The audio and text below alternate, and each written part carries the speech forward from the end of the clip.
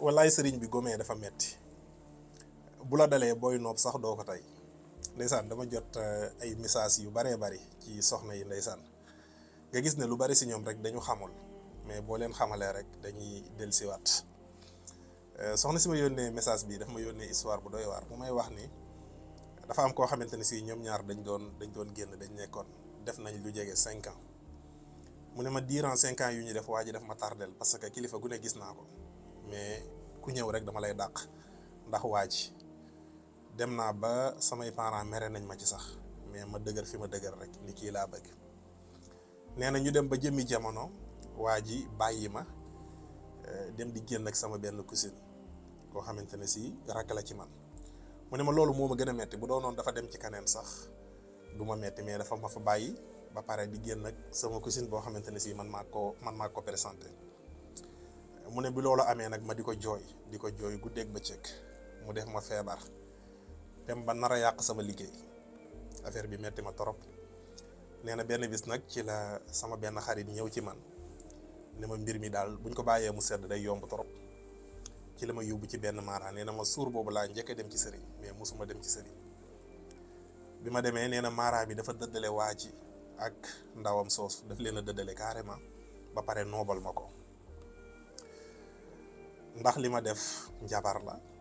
mu ne ko waaw njabar la ba muy ñetti yoon alaa kulli xaalin jëf jim la jëf donte ko jëf ju ñaaw la donte ko jëf ju rëy la donte ko tooñ na la mais amoo sañ-sañ ngay jëfandikoo baatin ngay jëfandikoo mystique ci moom loolu kenn amu ci sañ-sañ te kenn waru ko def. ma ne ko mais bi loolu passé lan moo ci topp lan mooy suite bi parce que xam naa ni alaa kulli xaalin faaw dara topp ci après parce que gis nga mystique karma amu ci lépp loo ci def day fayu. sama sëriñ bu baax ndeysaan tukulóor la daf ma daan jàngal daf ma daan wax Seex Mahdi yu képp kuy jëfandikoo mystique da ngay sóoraale ñaar na nga sóoraale lépp loo ci def bor la amaana dinañ la ko fay na nga sóoraale it délai bi dara ci mystique nekkul loo xamante ne si lu éternel la lépp loo def nit tey bu ëllëgee loolu mën na dañ. mu ne ma effectivement suite bi waa ji bàyyi na kële tàqalikoo nañ carrément delsi waataat na ci man takk na ma am nañ njaboot. mu ne ma mais dafa jékki-jékki rek mbir yi mel ne lu wëlbatiku waa ji mel ne musuma bëgg bañ ma xeetu bañ goo xamante ne si kenn du ko bañ a nit bañ gu metti ba pare di ma toroxal guddeeg bëccëg. mu ne ma sëy bii laa gën a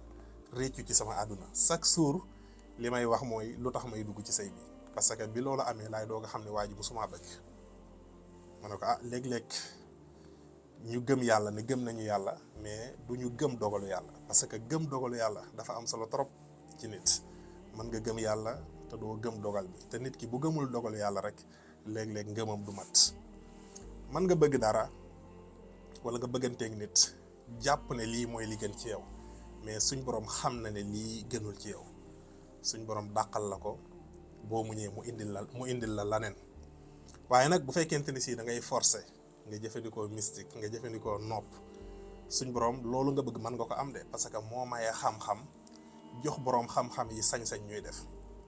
waaye nag bu ëllëgee réccute rek nga ciy am. loolu moo tax di bàyyi mbir yi ñuy naturel bokk na ci ëpp solo. mu ne ko def nga ay bàkkaar ci wàllu nopp def nga ay bàkkaar ci wàllu dëddale li nga bëgg bi nga ko amee it xam nga ne bi nga ko amee gënul si yow moo tax yaa ngi wax ne lii bu démb doon tey doo ko am. mu ne ma waxuma dara mais sax li ma gën a metti mooy xeetu njabar yi ma doon utiliser maanaam waa ji li ma doon defloo sëriñ bi li ma doon defloo loolu dafa des ci sama bopp ba tey heure bu ma tëddee dama koy xalaat. mu ne ko voilà lii mooy nopp loolu moo tax képp koo xamante ne si yaa ngi koy def war nga xam ne li ngay def baaxul képp koo xamante ne si yaa ngi koy deflu war nga xam ne it li ngay def baaxul te alaa kulli xaalin amul benn njariñ te boo ko defee bu ëllëgee it amaana mu këpp ci sa kaw wala mu këpp ci sa njaboot loolu moo tax dara jaru ko. maa ngi leen di jaajëfal waaleykum salaam wa rahmatullahi wa barakaatu.